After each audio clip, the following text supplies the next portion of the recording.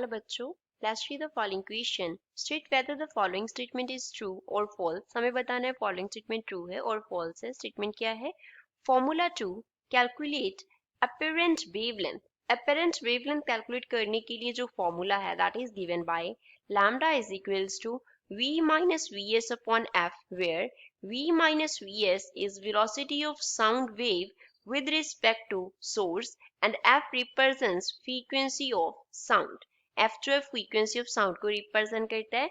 v minus vs क्या है? sound wave का कितना speed है, कितना velocity है with respect to source. तो apparent wavelength का formula जो है वो हमें given है. So first of all we will talk about the key concept used in the question. इस question में क्या key concept use हो रहा है? इस question में बात हो रही है Doppler's effect की.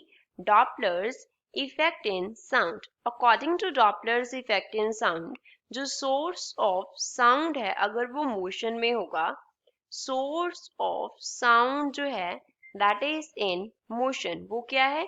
motion में है. तो उसकी वजह से जो wavelength जो sound वो emit कर रहा होगा, उस sound का जो wavelength है वो क्या होगा? different observe होगा. actual wavelength से different wavelength जो है वो क्या होगा? observe होगा. तो that different wavelength is known as apparent wavelength. जो wavelength हमें different appear हो रहा है उसे हम बोलते हैं apparent wavelength. Suppose हमारे पास जो actual wavelength था वो कितना था? lambda था. Let us suppose कि जो actual wavelength उस source से emit हो रहा था sound का वो कितना था? lambda naught था suppose, and apparent हमें question में कितना दिया है? lambda दिया है. Apparent wavelength is given lambda.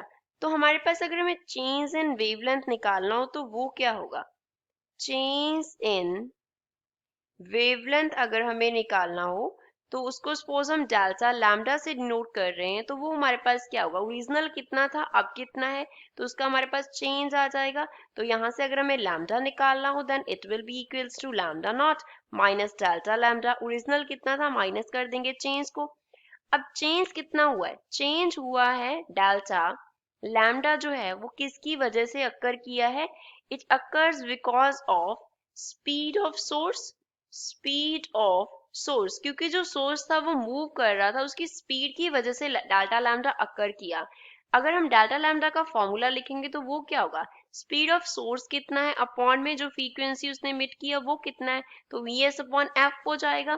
तो यहाँ पे डेल्टा लैम्डा का वैल्यू ये हो गया हमारे पास. लेकिन जो लैम्डा नॉट था वो किस पे डिपेंड कर रहा था? That was depending upon speed of sound only.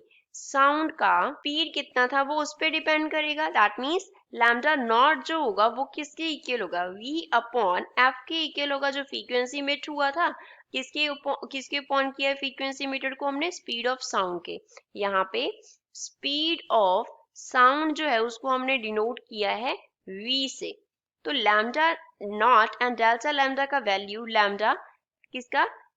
Delta lambda and lambda naught का वैल्यू हम लैम्डा में फिल कर देंगे. लैम्डा किसके इक्वल था? Lambda naught minus delta lambda. तो यहाँ से जो लैम्डा है वो किसके इक्वल आ गया? v upon F minus vs upon F, which means जो वेवलेंथ अपेरेंट होगा वो किसके इक्वल आ रहा है? v माइनस vs अपॉन में f के. f फ्रीक्वेंसी है जो साउंड इमिट हो रहा है उसकी. ऊपर हमारे पास क्या है? रिलेटिव स्पीड है. रिलेटिव स्पीड है किसका? साउंड का. relative speed of sound with respect to